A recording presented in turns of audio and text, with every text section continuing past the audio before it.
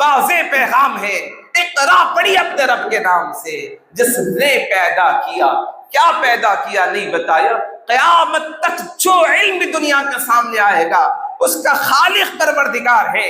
اب جو علم بھی دنیا دیکھے گی، جس تحقیق کے ساتھ بھی دنیا کے سامنے نتیجے آئیں گے، تو پھر یہ واضح ہوگا کہ کس طرح سے علم کو پڑھا جائے، کس طرح سے علم کو سیکھا جائے۔ بلکہ جب اسلام پھیلتا گیا، پھولتا گیا، اقطاع عالم سے دنیا علم حاصل کرنے کے لیے اسلام کی طرف بڑھنے لگی، کہ اسلام کا وہ سنہرا دور ہے، تاریخ اسلام کا وہ باب ہے کہ جنہوں نے قرآن سے غوطہ زنی کر وہ ہیرے لال موتی کو دنیا کے سامنے پیش کیا۔ جہاں قرآن نے آسمانوں کا ذکر کیا، آسمانوں پر کتابیں لکھی گئی۔ جہاں زمین کے بارے میں قرآن نے ذکر کیا، زمین کے بارے میں تحقیق ہوئی۔ ہواؤں کے بارے میں قرآن نے ذکر کیا، اس پر تحقیق ہوئی۔ اور اسلام کے بڑے مفکر اور محدثین و مفکرین نے دنیا کے سامنے قلم بند کر دنیا کے سامنے نمونے پیش کیے۔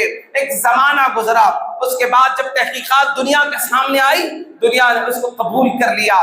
طب کے میدان میں اسلام کے ماننے والوں نے اس طرح سے اپنے نقوش چھوڑے ہیں، قیامت تک کوئی اس کو بھلا نہیں سکتا۔ چاہے وہ کیمسٹری ہو، باٹنی ہو، زولوجی ہو، فزکس ہو، جس میدان کے اندر بھی اسلام کے ماننے والوں نے ایسے نقوش چھوڑے ہیں، قیامت تک اس کو بھلایا نہیں جا سکتا اور اس کو مٹایا نہیں جا سکتا۔ لیکن یہ وقت ہے نوجوانوں، خود کو علم سے آراستہ کرنے کا وقت ہے۔ اپنے آپ کو پیشہ ورانہ تعلیم سے مضبوط کرنے کی ضرورت ہے۔ آپ علم میں، طب کے میدان میں آگے آئے، ڈاکٹرز بنے، انجینئرز بنے، وکلاء کی تعداد بہت کم ہے۔ وقت ہے، یہ وقت کا تقاضا ہے کہ ہم اپنی قوم کے نوجوانوں کو عصری علوم میں نابغہ روزگار بنانا چاہتے ہیں، تو پھر ان کو ان علوم پر دسترس ضروری ہے۔ ملکی حالات بھی تقاضا کر رہے ہیں کہ ہم لاء کے میدان میں بھی آگے آئے، انجینئرز کی جو تعلیم ہے اس پر بھی ہم آگے بڑھے، ڈاکٹرز بھی ہمارے کم ہیں، آگے بڑھے، یہ تقاضا ہے ہمارا۔ اس وقت ملک ہم سے یہ تقاضا کر رہا ہے، لیکن ہماری حالت یہ ہے کہ ہم پستی کا شکار ہوتے جا رہے ہیں۔ اور آج مخالف سمت سے آنے والی ہوائیں ہمیں کہہ رہی ہے کہ یہ وہ قوم ہے نہ پڑھنا جانتی ہے، نہ سمجھنا جانتی ہے، نہ کچھ سیکھنا چاہتی ہے۔ ہمارا یہ عہد ہے کہ آنے والے وقت میں ہم ایسا ماحول دنیا کو دیں گے کہ پوری دنیا روبوٹک دائرے کے اندر آ جائے گی۔ جب 26 سال پہلے یہ عزم روبوٹک انجینئرنگ نے اپنا ایک نظام دنیا کو پیش کیا، آج وہ روح عمل ہے دنیا کے سامنے پیش کیا جا رہا ہے۔ آج آپ اے آئی کا زمانہ دیکھیں، چیٹ جی پی ٹی کا زمانہ دیکھیں، دنیا نے ایک عزم لیا تھا، دنیا نے ایک سوچ لی تھی، دنیا نے ایک پختہ ارادہ لیا تھا، اور وہ اس ارادے کے تحت محنت کرتے گئے، آگے بڑھتے گئے، وہ کامیاب ہوتے چلے گئے۔ سائنس نے ترقی کی، ڈاکٹرز نے ایک عزم لیا تھا کہ ہم ایسے ایسے آلات اور ایسے ایسے روبوٹک آپریشن کے لیے سسٹم کا ایجاد کریں گے، اور آج دنیا کر رہی ہے۔ کیوں؟ 21ویں صدی کے آغاز میں، آج سے 26 سال پہلے جب 2000 مکمل ہوا، 2001 کا آغاز ہو رہا تھا، دنیا نے اپنے عزائم دنیا کے سامنے پیش کیے۔ اور آپ دیکھیں، ملک کا سب سے بڑا کمپٹیشن والا ایک ایگزام ہوتا ہے جس کے ذریعے سے بچے IAS اور IPS بنتے ہیں۔ ہماری قوم کے نوجوانوں کو آگے بڑھنا ہوگا، آگے بڑھ کے وہ اپنا عزم کر کے اپنا مقصد بنائے، اس علم کو حاصل کرنے کی کوشش کرے۔ اسی فکر کے ساتھ آپ سول سروسز کے امتحانات جب بھی آئیں گے، آپ آگے بڑھے، اپنے آپ کو پیش کریں اور اپنی محنت کا لوہا منوائے۔ یقینی بات ہے یہ کمپٹیشن آپ کی علمی لیاقت کی بنیاد پر ہوگا، تو پھر آنے والے وقت میں قوم وقار کے ساتھ، قوم اپنے دبدبے کے ساتھ، وہ قوم اپنی عزت اور وقار کے ساتھ پھیلے گی، پھولے گی، دنیا دیکھے گی۔ آج تقاضے ہیں ہمارے سامنے، علم دوستی ہمارے لیے ضروری ہے، قرآن سے وابستگی ضروری ہے، عصری علوم بھی ضروری ہے۔ اپوزٹ ڈائریکشن کے اندر سارا سب کچھ نظام چل رہا ہے، تو اس دور کے مناسبت سے قرآن مجید کی تعلیمات کی روح سے اللہ تبارک و تعالیٰ قرآن مجید میں جو ارشاد فرمایا ہے، قرآن مجید کی ابتدائی آیات وحی کا جو نزول ہوا وہ علم سے متعلق ہوا ہے۔ تو آج کی کوشش کریں گے، علم ہمارا موضوع ہوگا، غرض و غایت ہوگی، اس کی اہمیت ہوگی، اس کی ضرورت ہوگی، اور اس علم کو محفوظ طریقے سے امت تک پہنچانے والے جو قلعے ہیں وہ مدارس اسلامیہ ہے۔ تو گویا موضوع یوں بنتا ہے علم کی فضیلت، اہمیت و ضرورت اور اس میں مدارس اسلام کا کردار۔ آج ہماری گفتگو کا یہ موضوع ہوگا، تو اس مناسبت سے ہم علم کی اہمیت کو سمجھتے ہیں کہ کس طرح سے علم کی اہمیت کو قرآن مجید نے اپنے انداز میں متعدد مقامات پر ذکر کیا ہے۔ 82 مقامات قرآن مجید کی آیات ایسی ہے جہاں علم کی اہمیت، اس کی ضرورت، اس کے مترادفات اور اختصاص کے ساتھ قرآن مجید نے ذکر فرمائے ہیں۔ تو گویا کسی ایک مرتبہ کسی چیز کا قرآن نے ذکر کیا تو اس کی اہمیت یوں بھی واضح ہو جاتی ہے، لیکن بار بار کسی شے کو ذکر کرنا اس کی اہمیت کو بے پناہ اہمیت کے ساتھ واضح فرماتا ہے۔ تو اس مناسبت سے علم کی اہمیت کو سمجھتے ہیں، علم کیوں ضروری ہے، علم حاصل کرنا کس لیے ضروری ہے۔ علم کے بغیر جہالت اور تاریکی کا جو ایک ماحول بنتا ہے، جس کی وجہ سے لوگ تاریکیوں میں مبتلا ہو جاتے ہیں۔ علم نور ہے اور علم کے ذریعے سے انسان کو ہدایت ملتی ہے، علم کے ذریعے سے انسان کو روشنی ملتی ہے، علم کے ذریعے سے انسان کا اپنا کھویا ہوا وقار اس کو نصیب ہوتا ہے۔ تو آج کوشش کریں گے تاریخی ادوار سے ہم گزرتے ہوئے آج دور حاضر کے ان مختلف معاملات جو درپیش چیلنجز کی شکل میں ہمارے سامنے ہیں، ہم کوشش کریں گے کہ اس کا بھی تحقیقی جائزہ لیا جا سکے۔ آج ضرورت ہے کہ ہم اپنے کھوئے وقار کو بحال کرنا چاہتے ہیں تو ہمارا علم دوستی ہونا بڑا ضروری مسئلہ ہے۔ اگر علم سے ہمارا تعلق کمزور رہے گا، علم سے ہمارا تعلق ٹوٹ جائے گا، تو پھر کائنات کا یہ سب سے بڑا المیہ ہے کہ جب انسان علم سے اپنا تعلق توڑ لیتا ہے تو پھر اس کے پاس مقصد زندگی باقی نہیں رہتا، اور جس مقصد کے لیے انسان کو دنیا میں بھیجا گیا ہے اس مقصد سے انسان بہت دور ہو جاتا ہے۔ آئے آپ تاریخ کو پڑھ کے دیکھیں، حضرت آدم علیہ السلام کی تخلیق کے مراحل کا قرآن مجید نے ذکر فرمایا، انی جاعل فی الارض خلیفہ۔ اللہ تبارک و تعالیٰ نے فرشتوں سے فرمایا کہ ہم زمین پر اپنا نائب خلیفہ بنانا چاہتے ہیں۔ تو فرشتوں نے اس کے جواب میں کہا تھا کہ مولا کیا ہم تیری عبادت کے لیے، تیری تسبیح کے لیے کم ہیں؟ لیکن اللہ تبارک و تعالیٰ نے آگے ذکر فرمایا وَعَلَّمَ آدَمَ الْأَسْمَاءَ۔ حضرت آدم علیہ السلام کو اللہ تبارک و تعالیٰ نے اسماء کا علم عطا فرمایا۔ اسماء اسم مسمى، جو چیز ہوگی اسی کا نام ہوگا۔ اللہ تبارک و تعالیٰ نے حضرت آدم علیہ السلام کو کل اسماء کا علم عطا فرمایا۔ تو قیامت تک جو چیزیں بھی تحقیقات کی روشنی میں جس کے نام سے دنیا جانے گی اس کو علم کہیں گے، جس کا نام دنیا جانے گی اس کو علم کہیں گے۔ ریسرچ اور ڈیولپمنٹ کا دور ہے، دنیا تحقیق کرتے ہوئے آئے دن نت نئے مسائل کو دنیا کے سامنے پیش کر رہی ہے۔ تو اللہ کا قرآن کہتا ہے کہ ہم نے آدم کو اسماء کا علم سکھایا۔ جب اللہ کے فرشتوں نے یہ دیکھا کہ مولا تو نے آدم کو اسماء کا علم سکھایا، اس سے پہلے ہم بھی ان چیزوں کو نہیں جانتے تھے، تو گویا پتہ چلا کہ اللہ تبارک و تعالیٰ نے علم کی اہمیت کو واضح کرتے ہوئے فرشتوں پر یہ راز واضح کر دیا کہ ہم نے آدم کو اسماء کا علم سکھایا۔ تو اس کی وجہ سے حضرت آدم علیہ السلام کو اللہ تبارک و تعالیٰ نے وہ مقام عطا فرمایا کہ اسماء کے علم کے ذریعے سے اپنا نائب زمین پر بنا کر بھیجا، اور حضرت آدم علیہ السلام کو جنت میں رکھا، اور پھر جو کچھ ہونا تھا وہ ہوا، زمین پر انسان آیا۔ لیکن اصولی قاعدہ ہے کہ ہر شے اپنے اصل کی طرف لوٹتی ہے۔ تو حضرت آدم علیہ السلام کی اولاد ہے تو پھر یہ اپنے اصل کی طرف لوٹنا چاہے تو بغیر علم کے نہیں پہنچ سکتی۔ وہ علم کی راہوں پر چل کر جنت کے راستے کو آسانی کے ساتھ پا سکتے ہیں۔ تو علم وہ راستہ ہے جہاں سے انسان کو اپنا مقصد اور منزل مقصود کا تعین نظر آتا ہے، اس کی وجہ سے وہ روشنی کی راہوں میں اپنی منزل مقصود کو پاتا ہے۔ حضرت آدم علیہ السلام سے لے کر حضرت عیسیٰ روح اللہ اور حضور سرور کائنات فخر موجودات صلی اللہ تعالی علیہ وسلم تک جتنے انبیاء و رسول آئے، سب کا بنیادی مقصد علم رہا، اور موضوع انہوں نے علم کو بنایا اور توحید کا پیغام پہنچایا۔ تو علم کے ساتھ توحید کا پیغام پہنچایا۔ حضور پاک علیہ السلام جب اعلان نبوت فرماتے ہیں، 40 سال کی عمر مبارک ہے، آقا علیہ الصلوۃ والسلام فرماتے ہیں کہ میں اس وقت بھی نبی تھا جب حضرت آدم علیہ الصلوۃ والسلام کا خمیر گوندا جا رہا تھا۔ حضرت آدم علیہ السلام زمین پر آنے سے پہلے جو ان کی تخلیقی مراحل کا ذکر ملتا ہے، حضور پاک علیہ الصلوۃ والسلام فرماتے ہیں کہ میں اس وقت بھی نبی تھا جب حضرت آدم علیہ السلام کیچڑ اور پانی کے درمیان کا سفر طے کر رہے تھے۔ اس وقت بھی نبوت کا ڈنکا آقا علیہ الصلوۃ والسلام کا بج رہا تھا، لیکن اعلان 40 سال کے بعد کروایا۔ اب آپ تاریخ دیکھیں، حضور پاک علیہ الصلوۃ والسلام کے اعلان نبوت کے وقت تاریخی محققین نے لکھا ہے کل مکہ المکرمہ کی آبادی میں تاریخی حقائق ہے 17 لوگ ایسے تھے جو لکھنا اور پڑھنا جانتے تھے۔ یہ علم کا معاملہ ہے۔ اسلام سے قبل کے دور کو جاہلیت کا دور قرار دیا جاتا ہے۔ اس کے بعد حضور پاک علیہ الصلوۃ والسلام کی ہجرت کا آغاز ہوتا ہے۔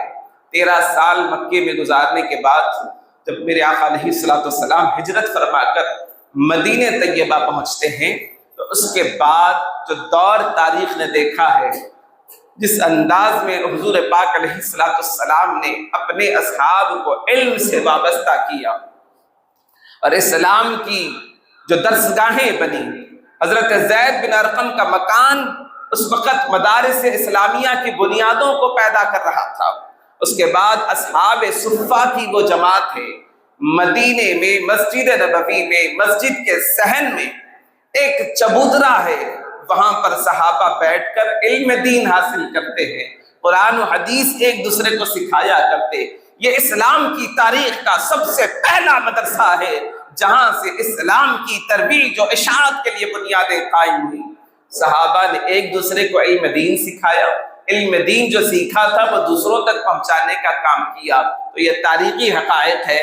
اصحاب صفہ وہ جماعت ہے جنہوں نے براہ راست آقا علیہ الصلوۃ والسلام سے علم دین کو حاصل کیا، قرآن کا علم حاصل کیا اور حدیث کا علم حاصل کیا، اور پھر اپنے ان لوگوں تک پہنچایا جو اس وقت وہاں موجود نہیں تھے۔ تو گویا پتہ چلا اسلام کی بنیادی تاریخ کے اندر علم کی اہمیت کو اس طرح واضح کیا گیا کہ اصحاب صفہ کی ایک مخصوص جماعت علم دین سیکھتے اور دوسروں کو سکھاتے۔ تو اس انداز میں اس کی اہمیت کیوں بھی واضح ہوئی؟ قرآن مجید میں اللہ نے فرمایا آپ یہ فرما دے کیا علم والے اور بغیر علم والے برابر ہو سکتے ہیں؟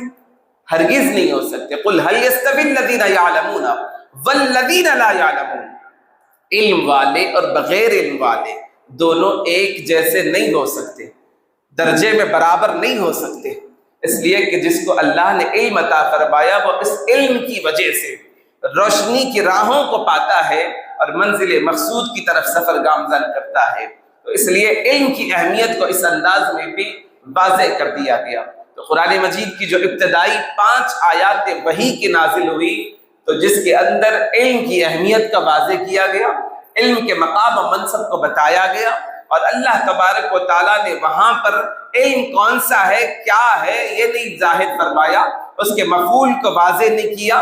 گویا پتہ چلا کہ قیامت تک جو علم بھی دنیا کے سامنے آئے گا اس علم کو پڑھنا ہوگا، لیکن اس میں ایک شرط ہے، اس علم کو جب تک رب کے نام کے ساتھ نہیں پڑھا جائے گا تو وہ علم فائدہ نہیں دے گا۔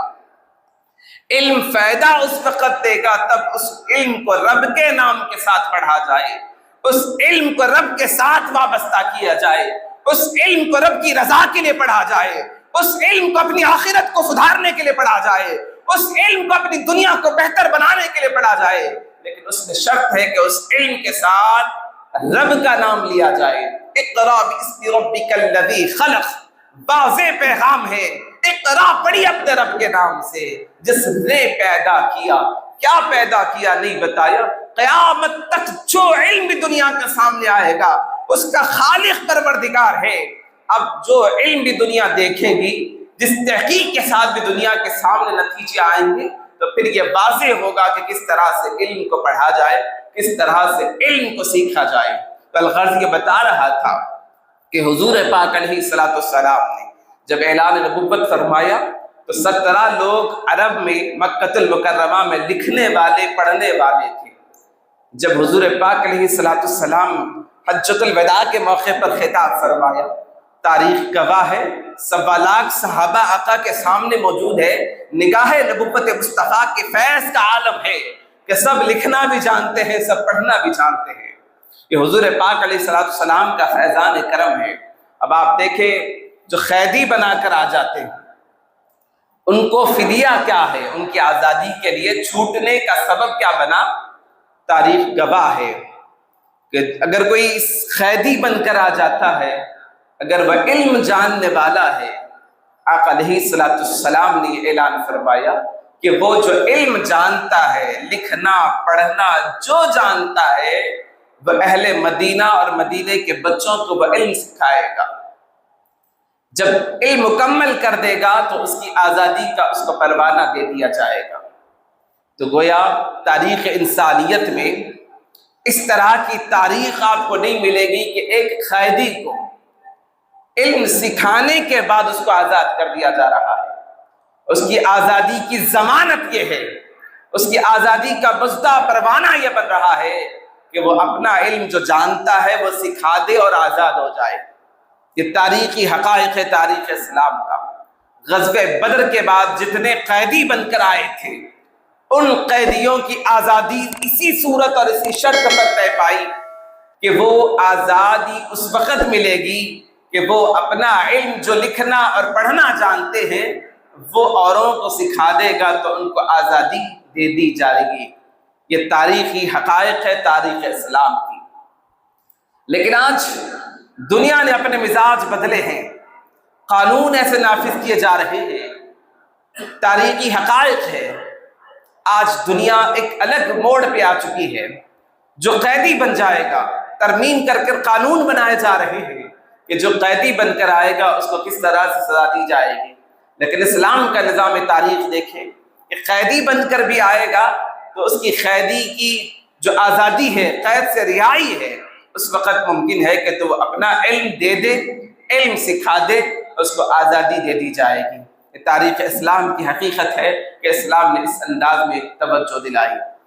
تو اسلام کیا جو پہلا غزوہ بدر تھا، اس کے بعد شوال المکرم میں غزوہ احد ہوتا ہے۔ یہ بھی تاریخی حقائق ہے، بہت بڑا معرکہ ہوتا ہے۔ سامنے 3000 کفار مکہ ہے، ادھر 700 صحابہ کی جماعتیں ہیں، اس میں بڑے بڑے صحابہ قریب 20 کے قریب صحابہ شہید ہو جاتے ہیں، جن میں سر ہستی نام سید الشہداء سیدنا امیر حمزہ رضی اللہ تعالی عنہ کا نام آتا ہے، جو حضور پاک علیہ السلام کے چچا ہے۔ آپ کا نام آتا ہے کہ آپ اس غزوے کے اندر شہادت پاتے ہیں، اور بڑے بڑے تیر انداز صحابہ کو حضور پاک علیہ السلام نے احد کے پہاڑ پر معمور کیا، اور جو کچھ معرکہ ہونا تھا وہ جنگ ایسی ہوئی کہ درمیان میں وڈرا ہو جاتی ہے، کوئی فاتح نہیں بنتے، لیکن مسلمانوں کا بھی بڑا نقصان اس جنگ میں ہوا۔ تو گویا اس سے پتہ چلا کہ جو کچھ حضور پاک علیہ السلام کے فرامین میں موجود ہے، کامیابی کے جو مزدے ملنے والے ہیں، کامیابی کی جو بشارتیں ملنے والی ہیں، اسی راہ پر جا کر ممکن ہے کہ جہاں حضور پاک علیہ السلام نے ارشاد فرمایا۔ والغرض حضور پاک علیہ السلام کی تعلیمات کی روشنی میں دنیا اسلام نے علم کو حاصل کیا۔ اصحاب صفہ کی جماعت نکلی، اس کے بعد صحابہ، تابعین، تابعین کے ادوار آئے۔ سن 150 ہجری کے واقعات دیکھے آپ، اس میں پیدا ہونے والی ذات سیدنا امام اعظم ابو حنیفہ رحمۃ اللہ تعالی علیہ کا نام ہے، جنہوں نے فقہ کو مدون کیا، اسلام کو دنیا کے سامنے پیش کیا، شریعت مطہرہ کے ضوابط دنیا کے سامنے پیش کیے، قرآن و حدیث کے مسائل کو استنباط کیا، 83,000 مسائل کو دنیا کے سامنے پیش کیا۔ ادھر تفسیر کے ماہرین نے تفسیروں کو لکھا، ادھر فقہ اور منطق اور فلسفے پر امام غزالی جیسی شخصیت نے دنیا کے سامنے فلسفے کا رد کر کے دنیا کو بتایا، منطق کا علم دنیا کے سامنے پہنچایا، لاجک کی باتیں دنیا کے سامنے پیش کی۔ تاریخ اسلام کے وہ حقائق ہے کہ جب اسلام پھیلتا گیا، پھولتا گیا، اقطاع عالم سے دنیا علم حاصل کرنے کے لیے اسلام کی طرف بڑھنے لگی کہ اسلام کا وہ سنہرا دور ہے، تاریخ اسلام کا وہ باب ہے کہ جنہوں نے قرآن سے غوطہ زنی کر کر وہ ہیرے لال موتی کو دنیا کے سامنے پیش کیا۔ جہاں قرآن نے آسمانوں کا ذکر کیا، आसमानों पर किताबें लिखी गई, जहां जमीन के बारे में कुरान ने जिक्र किया, जमीन के बारे में तहकीक हुई, हवाओं के बारे में कुरान ने जिक्र किया, उस पर तहकीक हुई, और इस्लाम के बड़े मुफक्किर और मुहद्दिसीन और मुफक्किरीन ने दुनिया के सामने कलम बंद कर कर दुनिया के सामने नमूने पेश किए। एक जमाना गुजरा, उसके बाद जब तहकीकात दुनिया के सामने आई, दुनिया ने उसको कबूल कर लिया। तिब के मैदान में इस्लाम के मानने वालों ने इस तरह से अपने नुकूश छोड़े हैं, क़यामत तक कोई उसको भुला नहीं सकता। चाहे वो केमिस्ट्री हो, बॉटनी हो, ज़ूलॉजी हो, फिजिक्स हो, जिस मैदान के अंदर भी इस्लाम के मानने वालों ने ऐसे नुकूश छोड़े हैं, क़यामत तक उसको भुलाया नहीं जा सकता और उसको मिटाया नहीं जा सकता। लेकिन ये दौर था 1449 के अंदर कुछ सिलसिले बदले, अंदलुस की जिस तरह सवाल का वक्त आया, उसके बाद तारीख दुनिया के सामने है, किस तरह से आज नतीजे हमारे सामने है। मुस्लिम वर्ल्ड के अंदर 57-58 इस्लामी ममालिक होने के बावजूद अकेला एक मुल्क जापान, जिसका इल्म वो दुनिया को देना चाहते हैं और दुनिया लेना चाहती है, पूरी मुस्लिम ममालिक की आबादी मिलाकर भी उन इतनी यूनिवर्सिटियों को नहीं बना पाई। ये हमारा तशख्खुस है, इल्म दोस्ती का हमारा ये दुनिया के सामने नमूना है कि हमने किस तरह से अपने आप को मोड़ लिया है। और इल्म दोस्ती से जब हमारा ताल्लुक खत्म हुआ, ज़वाल की तरफ हमारा सफर शुरू हुआ। उरूज पर इल्म हमें पहुंचाया था, लेकिन ज़वाल पर हम क्यों आए? जिहालत की वजह से ज़वाल की तरफ आए हैं। ये तारीखी हक़ाइक़ है, इसको कोई भुला नहीं सकता, कोई झुठला नहीं सकता। समझने की जरूरत है कि इल्म दोस्ती क्यों जरूरी है। इल्म की ताकत इंसान को कामयाबी के मंजिलें तय करवाती है, चाहे वह इल्म असरी इल्म हो, चाहे वह इल्म दीनी इल्म हो। लेकिन उस इल्म को इखलास नियत के साथ पढ़ा जाए तो फिर वो इल्म उसको कामयाबी की मंजिलें तय करवा देता है। समझने की जरूरत है। तारीख वो भी थी कि जब गैर हमारी तहकीकात को देखकर आगे बढ़ते जा रहे थे, हमारी किताबों को अरबी से, फारसी से तर्जमे कर कर अंग्रेजी जबान, लातीनी जबानों में मुंतकिल किया गया। और आज पूरी दुनिया उन्हीं तहकीकात को पढ़कर कोई बैरिस्टर बनता है, कोई मुफक्किर बनता है, कोई लॉजिक को पढ़कर एडवोकेट बनता है। तो किस तरीके से दुनिया ने देखा है कि किसी ने तिब को पढ़ा तो डॉक्टर बना, किसी ने फिजिक्स को पढ़ा तो इंजीनियर बना। वही तहकीकात है जो दुनिया ने अपने सामने पेश की। जमाने गुजरने के बाद हमने उन चीजों को छोड़ दिया, हमारा ताल्लुक इल्म से कम हो गया, तो फिर ये कौम पस्ती का शिकार होने लगी, ये कौम ज़वाल का शिकार होने लगी। आज मुस्लिम वर्ल्ड की हकीकत है, समझने की जरूरत है कि हमारा इल्म से ताल्लुक कमजोर होता जा रहा है। आप देखते जाए दुनिया की बड़ी बड़ी यूनिवर्सिटीज में बड़े बड़े PhD स्कॉलर्स तैयार किए जा रहे हैं ताकि वो दुनिया के सामने इल्म का लोहा मनवा सके। लेकिन हमारी हालत देखें, कभी हम अपने ऊपर तवज्जो डाल के देखें, हमारी तालीमी लियाकत क्या है, इल्म के मैदान में हमारा क्या सिलसिला है, तो जवाब हमारे सामने होगा। नौजवानों की हालत हमारे सामने है, इल्म दोस्ती का ताल्लुक हमारा कैसा है ये हमें मालूम होगा। आज असरी उलूम में भी हमारे बच्चे कमजोर होते जा रहे हैं। दीनी उलूम का तो हम आगे जिक्र करेंगे, लेकिन असरी उलूम पर भी हमारी दस्तरस कमजोर पड़ती जा रही है। ये वक्त है नौजवानों, खुद को इल्म से आरास्ता करने का वक्त है। अपने आप को पेशा वराना तालीम से मजबूत करने की जरूरत है। आप इल्म में तिब के मैदान में आ गए, डॉक्टर्स बने, इंजीनियर्स बने, वकला की तादाद बहुत कम है। वक्त है, ये वक्त का तकाजा है कि हम अपनी कौम के नौजवानों को असरी उलूम में नाबेगा रोजगार बनाना चाहते हैं, तो फिर उनको इन उलूम पर दस्तरस जरूरी है। मुल्क की हालात भी तकाजा कर रहे हैं कि हम लॉ के मैदान में भी आगे आए, इंजीनियर्स की जो तालीम है उस पर भी हम आगे बढ़े, डॉक्टर्स भी हमारे कम हैं, आगे बढ़े, ये तकाजा है हमारा। इस वक्त मुल्क हमसे ये तकाजा कर रहा है, लेकिन हमारी हालत ये है कि हम पस्ती का शिकार होते जा रहे हैं। और आज मुखालिफ सिम से आने वाली हवाएं हमें कह रही है कि ये वो कौम है نہ پڑھنا جانتی ہے، نہ سمجھنا جانتی ہے، نہ کچھ سیکھنا چاہتی ہے۔ کیسے کیسے لیبل سے ہمیں پکارا جا رہا ہے، کیا کیا ہمارا اسٹیٹس ہمیں دے کے بلایا جا رہا ہے۔ یہ ہمیں ضرورت ہے سمجھنے کی، ہوش کے ناخن لینے کی ضرورت ہے۔ اگر ہم آج بھی نہیں سمجھیں گے تو پھر ہمارا حال کیا ہوگا؟ جب عصری علوم میں بھی ہم کمزور ہوں گے تو پھر دنیا اپنی تعداد میں ہمیں علمی میدان میں شمار بھی نہیں کرے گی۔ اور یہ آج ہو رہا ہے، بڑی تعداد ہمارے نوجوانوں کی۔ اسکول جب مکمل ہوتا ہے، SSLC مکمل ہو جاتا ہے، کچھ بچوں کے پیپر رک جاتے ہیں، اس کے بعد سیدھا موڑ دیا جاتا ہے کدھر؟ کاروبار کی طرف۔ جو جس فیلڈ میں کام کر رہا ہوگا اس کا والد اس کو اسی فیلڈ پر لگا دے گا، کہے گا کہ معاشی حالات خراب ہے، تعلیم اور کیسے دلائی جائے۔ اور یہ نوجوان بھی چاہتا ہے کہ میں بھی کسی طرح سے کاروبار کی طرف مصروف ہو جاؤں۔ باپ جو کام کرتا ہے بیٹا بھی وہی کرنا چاہے گا، کیونکہ اس نے دیکھا ہے، عملاً تربیت حاصل کی ہے گھر سے، اور اسی تربیت کا اثر ہے کہ وہ اسی راہ پر چلنا چاہتا ہے۔ ایک وقت آتا ہے جب وقت گزر جائے گا، حالات تقاضا کریں گے، تو پھر آپ اپنے آپ کو تعلیمی طور پر کیسے پیش کر پاؤ گے؟ ہمارے نوجوانوں کی حالت ہے، بینک چلے جائے تو ایک فارم ہم سے بھرا نہیں جا رہا ہے۔ یہ ہمارے نوجوانوں کی حالت ہے۔ دائیں بائیں دیکھ رہے ہیں کہ کوئی فارم فل کر کے دے دے، یہ ہماری قوم کا المیہ ہے۔ تو اسلام کہتا ہے ہر علم اللہ نے اپنے فضل سے عطا فرمایا ہے۔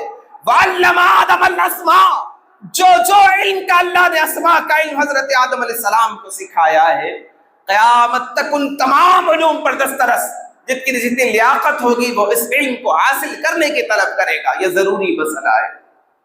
لیکن قوم کی حالت، قوم کے نوجوانوں کا المیہ، باقاعدگی کے ساتھ 10ویں جماعت کے بعد ڈراپ آؤٹ ہو جاتے ہیں۔ کوئی بڑی مشکل سے PUC کمپلیٹ کر لے تو بہت بڑی بات ہے۔ آج آپ دیکھیں تاریخی احوال دیکھیں، چاہے آپ یورپ کے معاملات دیکھیں، چاہے آپ UK کے معاملات دیکھیں، یونائٹڈ اسٹیٹ کے معاملات دیکھیں، آسٹریلیا کے معاملات دیکھیں، یا عرب ممالک کے حالات آپ دیکھ لیں، بڑی تعداد ہمارے ملک سے پڑھ کے جانے والوں کی بھی ہے، لیکن اس میں ہمارے نوجوانوں کی جو فیصدی ہے بہت کم ہے۔ وجہ اس کی یہ ہے کہ وہ ایلیجبلٹی کرائٹیریا جو مقرر کیا گیا ہے اس کے اندر ہمارے نوجوان آتے ہی نہیں۔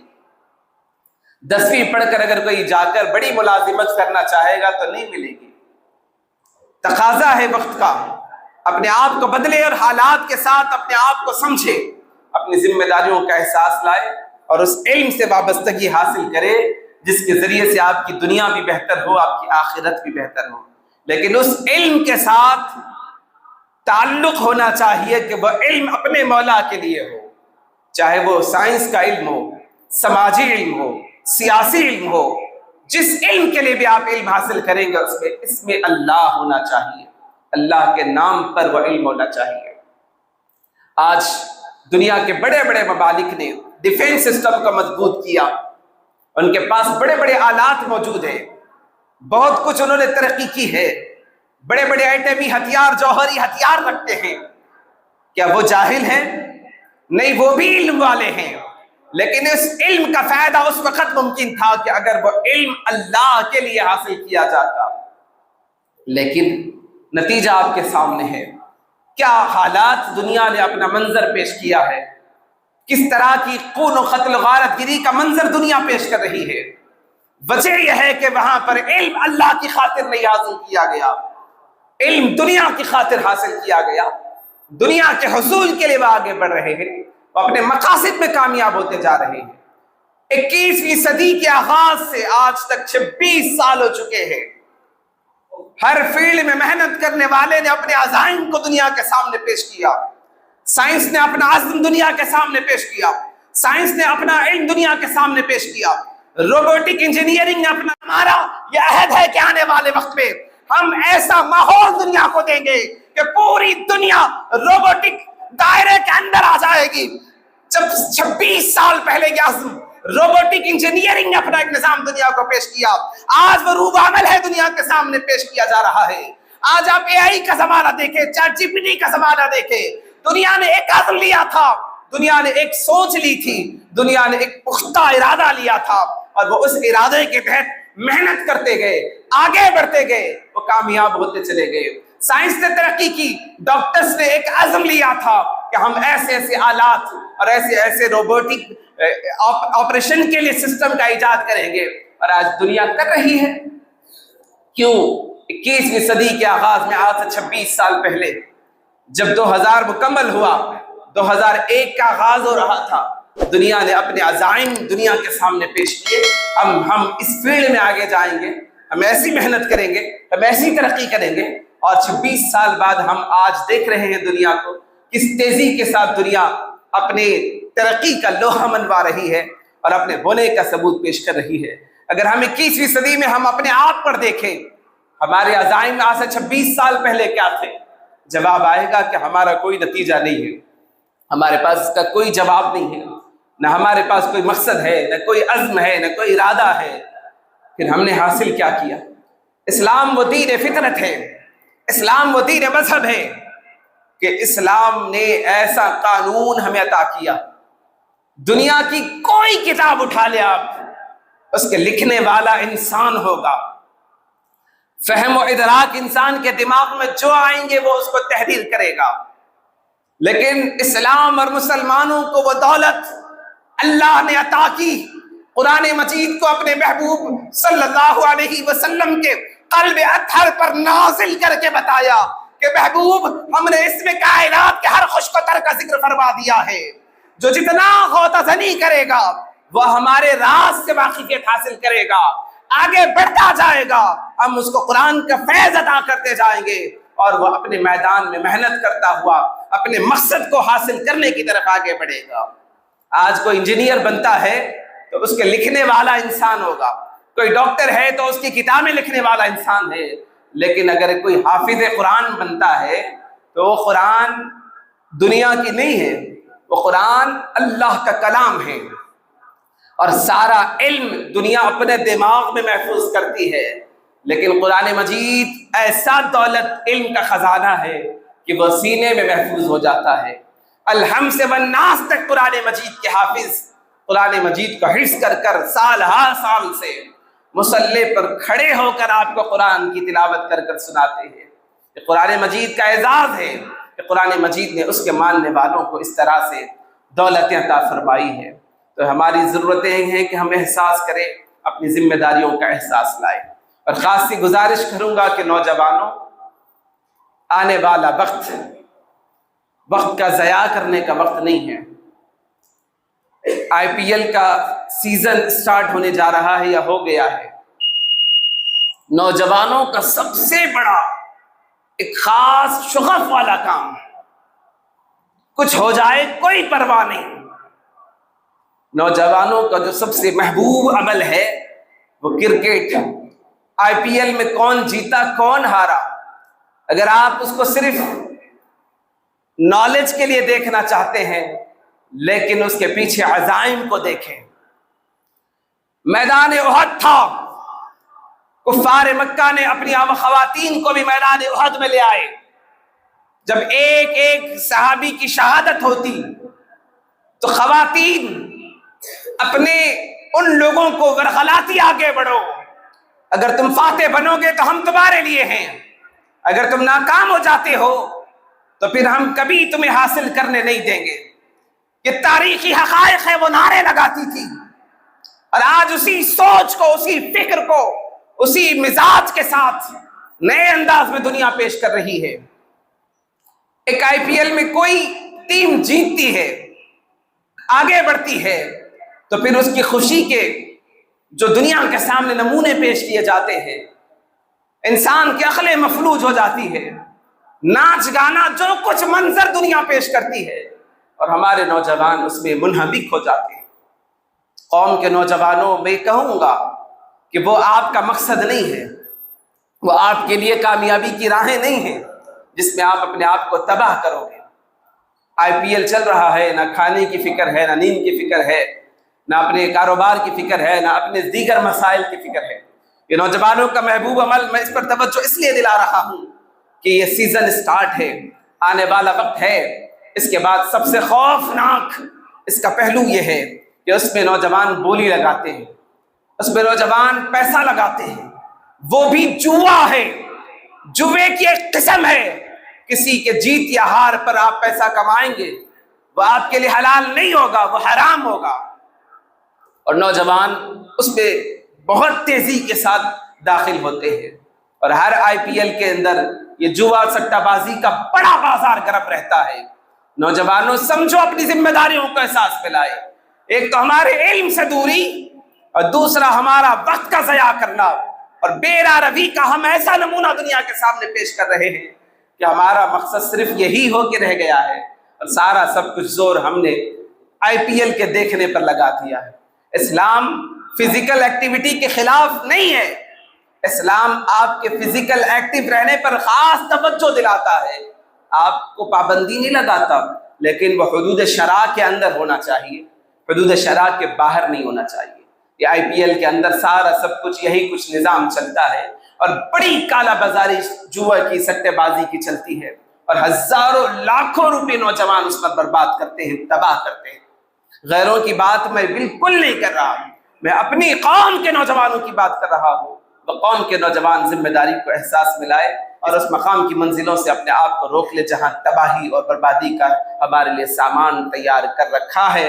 اور آئی پی ایل کے اندر جس طرح کا ناچ گانا اور جس طرح سے خواتین کا جو کچھ منظر برہنہ انداز میں دنیا کے سامنے پیش کیا جاتا ہے، احد کے میدان میں کفار مکہ کی جو سازشیں تھیں، اور آج اسی طرح سے ہم پر بھی وہی مسلط کیا جا رہا ہے، اور ہماری قوم کے نوجوان اسی ناچ گانے میں اپنے آپ کو مصروف کر کر اپنی آخرت اور اپنی دنیا کو تباہ کر رہے ہیں۔ تو کوشش کرے کہ اس طرح کے معاملات سے اپنے آپ کو بچائے۔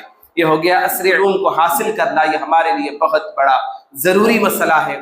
اگر ہم دنیا کے شانہ بشانہ چلنا چاہتے ہیں تو آج وقت ہم سے تقاضا کرتا ہے کہ ہم دنیا کی اعلیٰ سے اعلیٰ تعلیم حاصل کریں، لیکن وہاں پر اخلاص نیت کو ملحوظ خاطر رکھے اور اللہ کی خاطر وہ علم حاصل کرنے کی کوشش کریں، تو دنیا بھی ہماری بہتر ہوگی، آخرت بھی ہماری بہتر ہوگی۔ اب آپ غور کریں، قرآن مجید، حدیث، فقہ، تفسیر، یہ جو کچھ ہمارے پاس ہم تک پہنچا ہے 14 صدیوں سے سلسلہ جاری ہے، کیسے پہنچا ہے؟ کبھی ہم نے غور کیا کہ ہمیں معلوم ہے اتنی ایمانداری کے ساتھ قرآن کا ایک ایک حرف ہم تک کیسے پہنچا، اتنی ایمانداری سے حدیث ہم تک کیسے پہنچی، اتنی ایمانداری سے تفاسیر ہم تک کیسے پہنچی؟ تو آپ غور کریں، اسلام کے محفوظ قلعے مدارس اسلامیہ ہیں، عصری تقاضوں کے مطابق اسلام کے محفوظ قلعے مدارس ہیں، ان مدارس سے ہزاروں لاکھوں حفاظ نکلتے ہیں، علماء نکلتے ہیں، محدثین نکلتے ہیں، مفکرین نکلتے ہیں،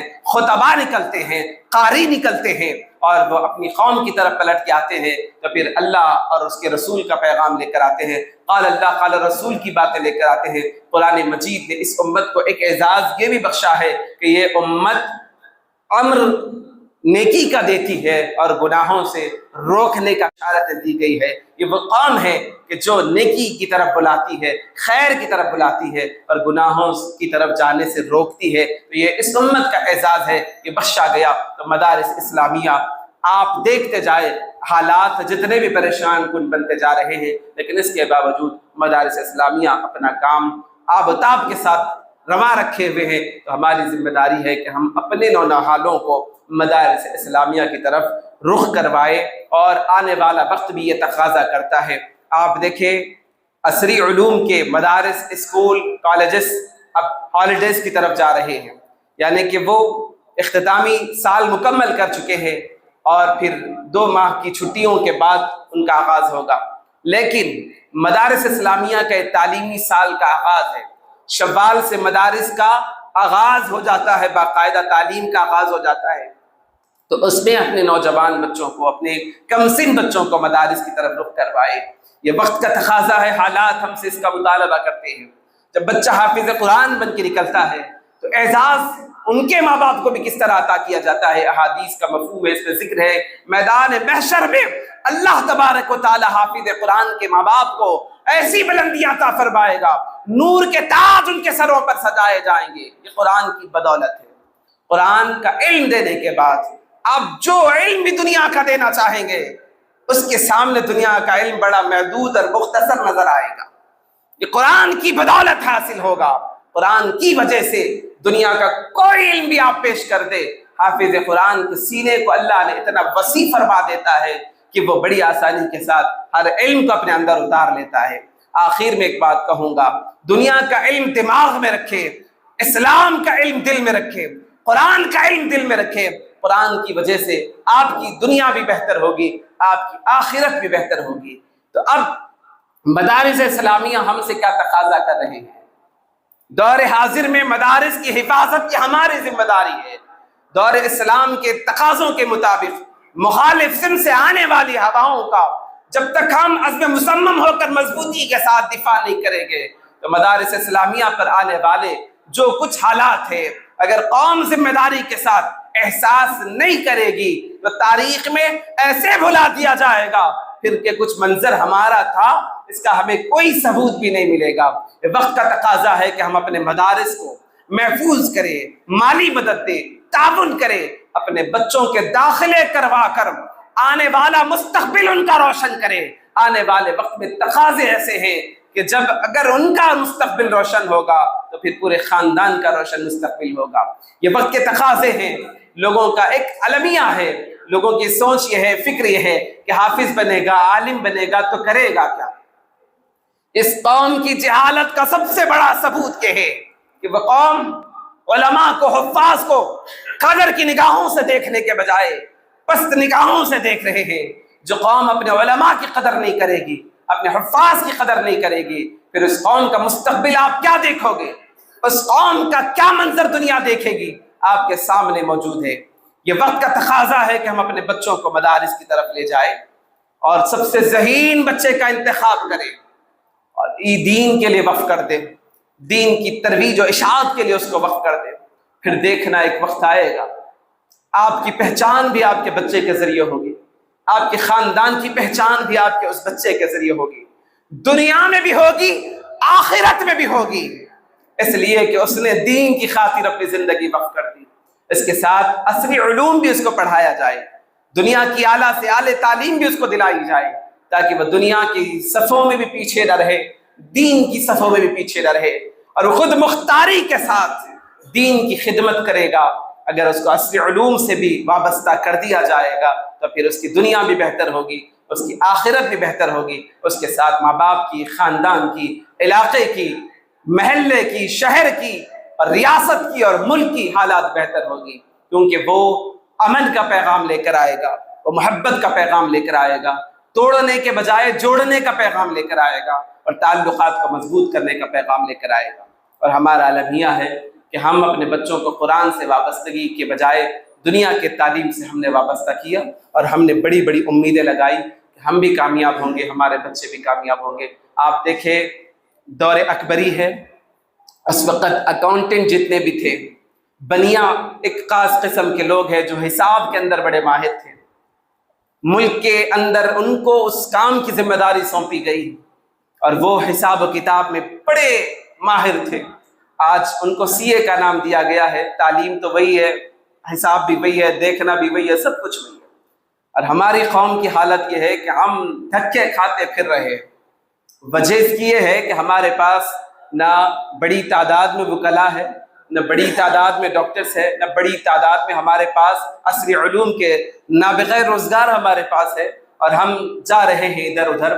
لیکن اسلام کی بنیادوں کو اگر دیکھیں گے تو علم ریاضی کے بانی بھی اسلام کے ماننے والے ہیں، علم فزکس کے بانی بھی مسلمان ہیں، علم کیمسٹری کے بانی بھی مسلمان ہیں۔ اس طرح سے بایولوجی کے، زولوجی کے، کیمسٹری کے جو علم نباتات، فلکیات، جو آپ علم اٹھائیں گے اس کے موجب اور اس کے تحقیق دنیا کے سامنے پیش کرنے والے وہ اسلام کے ماننے والے تھے۔ لیکن آج ہمارا المیہ ہے کہ ہم نے اس کو پس پش ڈال دیا، تو نتیجہ اس کا یہ ہے کہ ہم محدود پیمانے پر ڈیپینڈنٹ ہو کے رہ گئے ہیں۔ ہمارا مقصد ایسا بنتا جا رہا ہے۔ آج بھی میں ذمہ داری سے بات کر رہا ہوں، ہمارے پاس جو بزرگ بیٹھے ہیں اگر ان سے آپ حساب پوچھ لیں بغیر کیلکولیٹر کے، بغیر سوچے، لمحے بھر میں وہ اس کا جواب دے دیں گے۔